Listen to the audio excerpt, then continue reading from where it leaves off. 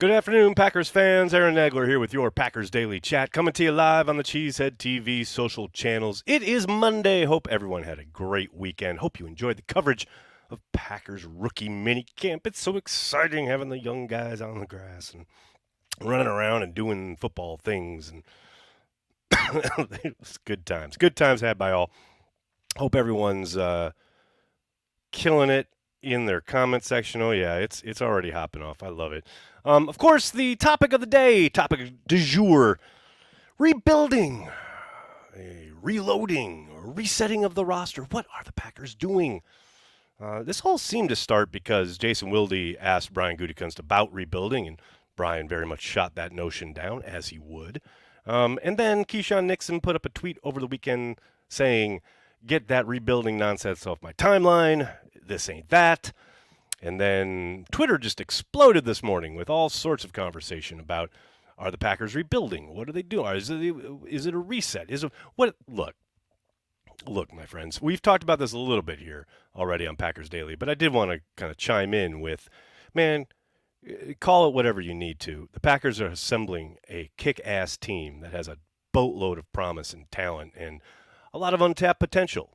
And the fact that we haven't seen it on the floor, so to speak, we haven't been able to, garner anything yet out of these young men that are going to be thrust into action for the Green Bay Packers, doesn't mean that it's automatically a rebuild.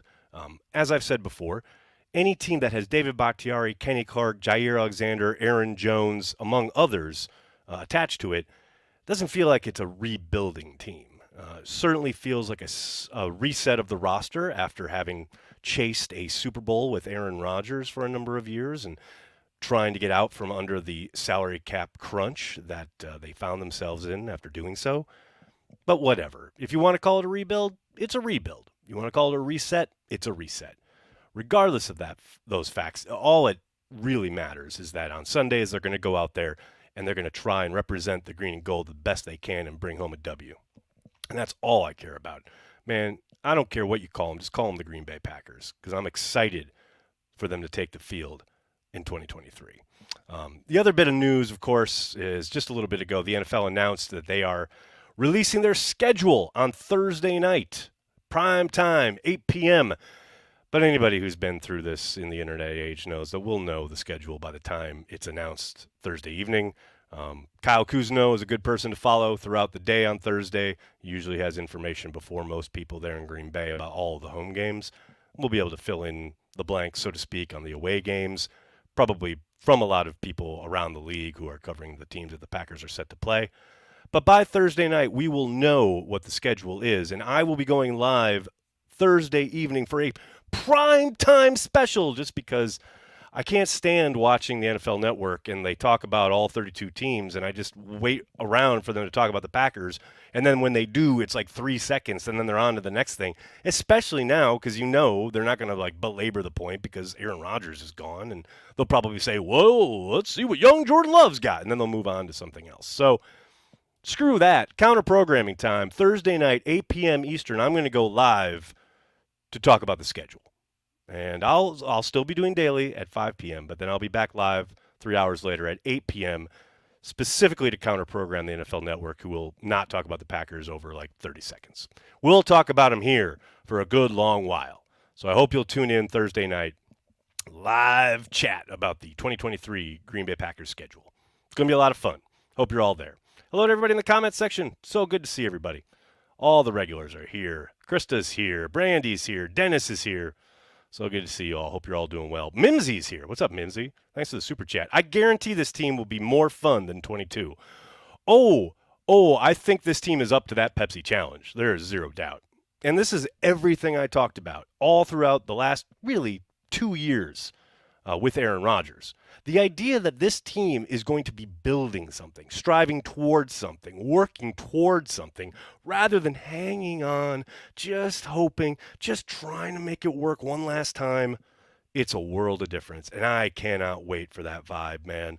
And look, this is no disrespect to Rodgers or anything he ever did in the green and gold, but man, these last couple years, when everything has been beholden to him and just based around him, it's going to be so nice. It's going to be such a breath of fresh air not to have that kind of sullen, kind of disgusted look after a missed play, or the absence all throughout OTAs and all the conversation that generates. And it's just nice to have a little hope and excitement and building towards something. I'm all about that life, man. I'm right there with you, Mimsy. I think this year is going to be a ton of fun. And look, no one's sitting here saying that they're going to roll out the gate and be 17-0 or even, have a winning record. Who knows? I don't know. But I guarantee you, as you're saying there, they're going to be a lot more fun to watch. Of that, I have a little doubt. No question about it. Ryan, thanks for the super chat. I'm patiently waiting for the schedule to be released Thursday. I hope there's not a lot of noon games. So happy that Aaron Rodgers is New York's problem. I think there will be a few more noon games. I think people should be ready for that. Going to be a few more, no doubt about it. Now that said, we'll see about the primetime stuff. I think they'll have probably a few 4 o'clock games in there, or 3 o'clock if you're in the Central Time Zone. And I think there'll be a smattering of primetime stuff. The Green Bay Packers are still the Green Bay Packers after all. But I think definitely a few more nooners in there, which, hey, I'm all about that life. I like it. Hutch's Hobby, what's up? Thanks for the super chat. It's rejuvenating to see the youth injected into the organization. Love's going to get it done. Got me feeling like Ric Flair. Woo! Gave that one there all for you. Hutch's Hobby. Peter, thanks for the super chat. Hey, Nags, what's your favorite football quote and what's one for this season? Oh, damn. That's a really good question. I mean, there are so many, right? Everything from, Brett had a bunch. What, you think God never farted? That could be the 2023 theme. No. I don't know, man. That's a tough one. What the hell's going on out here from Vince? But, I can't remember it verbatim, but something along the lines of, we can't catch excellence, but if we chase it, or we can't catch perfection, but if we chase it, we'll find excellence. Something along those lines. It's a great quote, and I really believe that's the theme for this season, is the fact that, no, they're not going to be perfect. They're probably not going to be a great team, in quotes, but I think because of the fact that there's so many young parts and so much learning and developing that's going to be going on, that's my, real hope here is that week to week, from month to month, we're going to see this team get better. And I know we hear Matt talk about that a lot, like almost as a cliche regarding, we're just every day, just an opportunity to we're going to get better every day. And it's easy to say that as lip service when you've got a veteran-led team, but man, that's going to be reality in Green Bay for the first time in a long time with so much youth on offer. So to me, that's a pretty good one. Del Aros, thanks for the super chat. Top picks are exciting, but I'm really looking forward to see what Nichols can do. He looks and runs like the perfect mix of Jones and Dillon. Yeah, I think it's going to be fascinating to see what kind of opportunity he actually gets, right? Because they are so set. They're at the top of the roster. Hopefully, he gets a good look in camp and or preseason and shows what he can do. I definitely don't see a dynamic athlete when I look at him, but I see a guy who, he's definitely fits the part, so to speak, as he's going to get what's blocked, and he's going to make some guys miss, and he is going to, not be afraid of contact along the sideline and get a few extra yards that way. So, yeah, I'm excited for him, no doubt about it. And look, a big part of it is opportunity, and if you make the most of those, you'll get more. Those young guys, the seventh rounders, that's what life is all about. The undrafted guys, that's what you got to do day in and day out. And yeah, I'm with you. I'm excited for it. Sean, what's up, man? Thanks for the super chat. Reminder, Aaron's 6-10 season led to a draft of Raji, Matthews, and Lang for the first 3 picks of the next draft. Well, it wasn't Aaron's 6-10 season. That was the Packers' 6-10 season. Remember, QB wins are not a win-loss stat. Don't forget, Aaron led them to many leads late in games where that defense gave up the lead at the end, basically, which led to the loss. So, Sean, I understand what you're saying. Yes, if they were to falter this season, have a bad record, what have you, that does mean they'll be in a position to add some more premier talent. But yeah, that was a tough year as far as close games go. I think they won one game that was like within one score essentially and lost a bunch. So, but I hear you, man. I hear you. Kobe, Thanks for the super chat. Lots of young talent on this team. Time for the coordinators and assistant coaches to bring out their best. Go, Pack, go. You bring up a really good point there, Kobe. Something that has not been talked about a whole lot, but I think is going to be very prevalent this year, or it's going to need to be anyway, is the job that the staff does developing these players. And, I always preach that it's really hard to get a true handle on the outside of who's doing what inside the building as far as assistant coaches go, because we're not privy to what they're being asked to do, right? We're not in the meeting rooms. We're not there when Matt's having his staff meetings and saying, I need this, I need that. So I always kind of try to pump the brakes a little bit. But with that said, there are a ton of young players on this team. And if ever the staff was going to show that they have the mettle to bring along talent and develop it, this is the time. So, yeah, I'm excited for it. We will see when the rubber meets the road, so to speak. I hope this staff is up for that challenge because it is going to be formidable. Sean, thanks for the super chat. What's it like growing up in Wisconsin, a Packers fan? It's a really broad question, Sean. What's it like growing up in Wisconsin as a Packers fan? Well, I think it's different now than it was when I was growing up. When I was growing up, it was miserable. But it was weird because, they lost all the time, and I was upset all the time. But I always look forward to every game. I look forward to every Sunday. Lots of times I watched with my grandpa, which, when I was really young, and I love those. But, yeah, even when I got a little older, like junior high or whatever, still watch with my dad every Sunday. And to me, and I've said this a million times, the Packers, why I'm so passionate about it is because it does remind me of family, and it does connect me to my family and to a family of Packers fans that now I know stretches around the world. But even when I was a kid, it was just like everyone I knew was a Packers fan. Every kid in my class, every parent I met at birthday parties, what have you, everywhere I went was all Packers fans. Everywhere you go, like the grocery store, you've got an ad with some Packers player on it. You go on the radio, they're always talking about the Packers, what have you. You're just kind of immersed in it.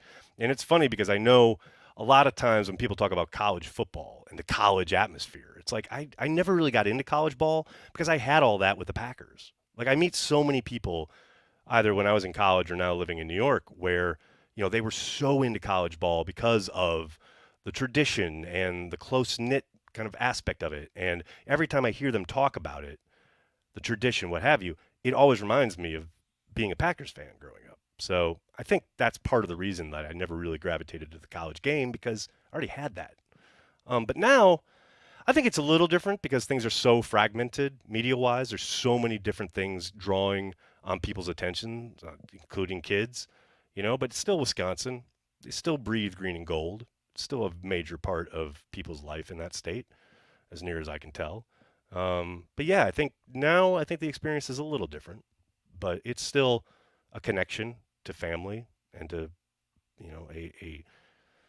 a franchise that is a little different than every other franchise. It's so funny watching people. The whole rebuilding conversation is a perfect example. It's like the rest of the league operates a certain way. And so when the Packers do something, people, the media, or people, the talking heads, so whatever you want to call them, try to put it in a box that is similar to the other 31 teams. And it's like the Packers don't operate that way. It's just that, they're just different. And there's not better, it's not worse, it's just they're different.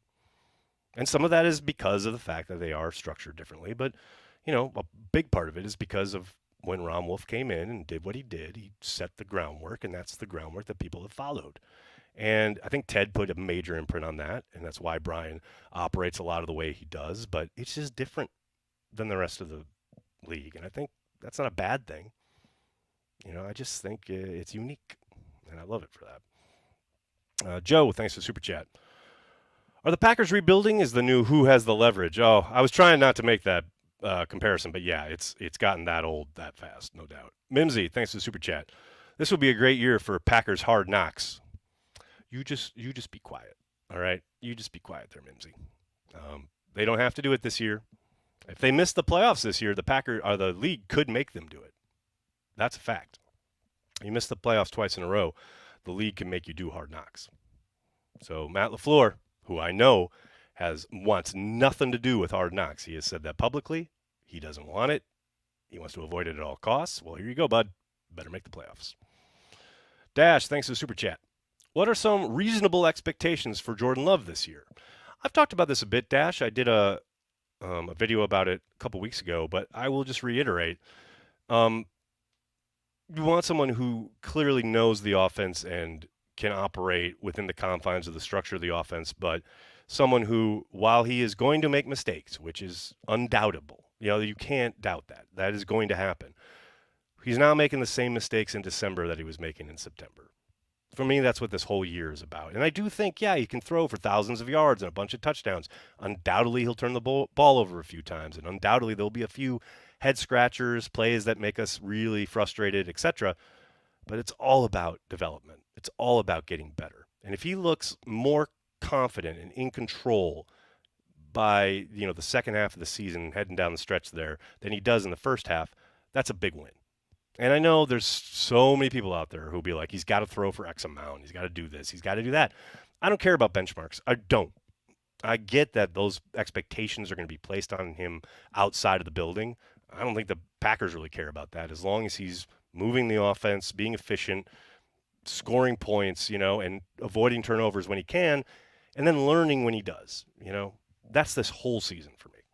Jordan Love has got to show that he can learn from his mistakes and grow and develop, because he's been developing on the bench, but when you start playing, it's a whole nother world.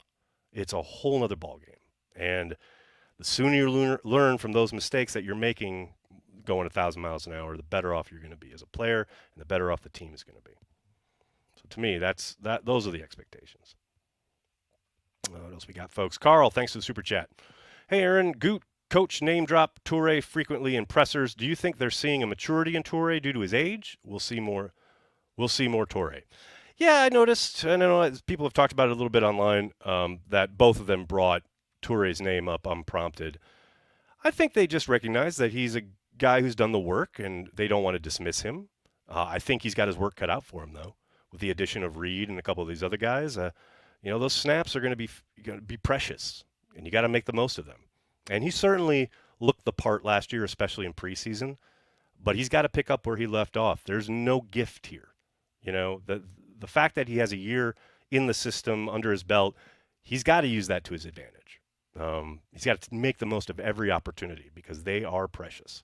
And if you don't make the most of them, if you make mistakes, you false start or run a wrong route or drop a ball, they are going to get someone else in there and hope that there's an improvement.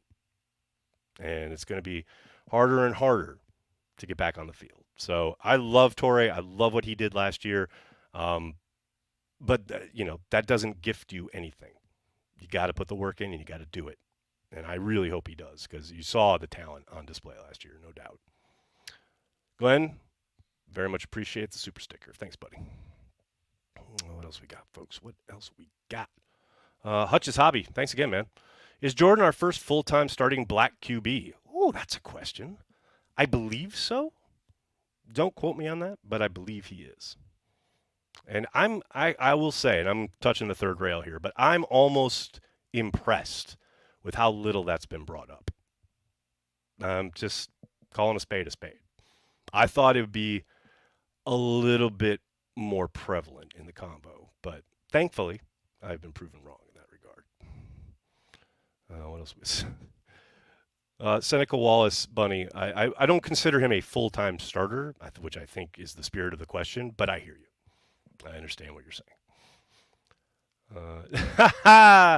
That's a really good idea. Joe, when will No Excuses Joe Cheesehead TV apparel be available? That's an excellent question. I did just send Brent an email. I need to send him another one. Coming soon, no doubt about it. All right, buddy, I got to get going. I can't thank you enough for hanging out, talking Packers each and every day, Monday through Friday, right here on the Cheesehead TV social channels. Please do me a monster favor. Hit like on the video, subscribe to the channel, and then tell your friends and tell your family. Cheesehead TV, we are devoted to Green Bay Packers fans worldwide. Thanks so much, everybody. And again, mark your calendars, Thursday night, 8 p.m. Eastern. We'll go over the new 2023 Green Bay Packers schedule right here live on Cheesehead TV. Going to be a lot of fun. Thanks a lot, everybody. Have a great night. Go Pack Go.